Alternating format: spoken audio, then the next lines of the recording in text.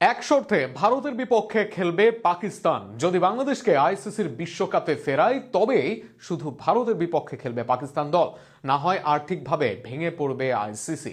এমনটাই জানিয়েছেন রশিদ লতিফ। এছাড়াও আইসিসি কিভাবে চালাতে হয় সেই শিক্ষায় এখন হবে জয় সার, এমনটাই মন্তব্য তার। আরো শুনুন প্রতিবেদনে। বিশ্বকাপে না থেকেও যেন বেশি আছে বাংলাদেশ, বরং কোনো বিশ্বকাপে বাংলাদেশকে নিয়ে এর আগে এত কথা হয়নি বিশ্ব মিডিয়ায়। আর বাংলাদেশের পক্ষে সবচেয়ে বড় কাজটি করে যাচ্ছে পাকিস্তান সরকার, পাকিস্তান ক্রিকেট বোর্ড ও দেশটির সাবেক ক্রিকেটাররা। এক সাক্ষাৎকারে দেশটির সাবেক ক্রিকেটার ও বর্তমান কোচ রশিদ লতিফ জানিয়েছে, পাকিস্তান তখনই ভারতের সাথে খেলবে যখন বাংলাদেশকে বিশ্বকাপে ফেরানো হবে। তার মতে এখন পাকিস্তানকে মর্যাদা দিলে এবং বাংলাদেশকে ফিরিয়ে দেওয়া হলেই কেবল পাকিস্তান ভারতের সঙ্গে খেলবে, না খেললে আইসিসির উপর অবশ্যই এর বড় প্রভাব পড়বে।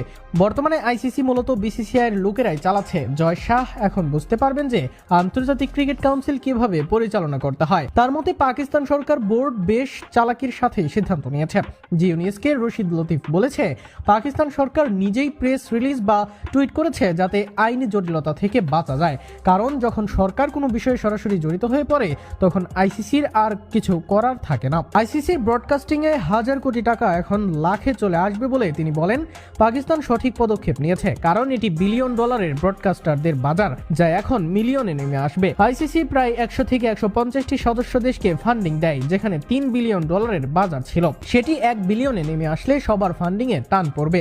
শুধু পাকিস্তান নয়, অন্য বড় দেশগুলোকেও বাংলাদেশের পক্ষে কথা বলা উচিত বলে তিনি বলেন। অস্ট্রেলিয়া, দক্ষিণ আফ্রিকা এবং ইংল্যান্ডকে এখন আলোচনার টেবিলে আসতে হবে এবং স্বীকার করতে হবে যে বাংলাদেশের সাথে অবিচার হয়েছে।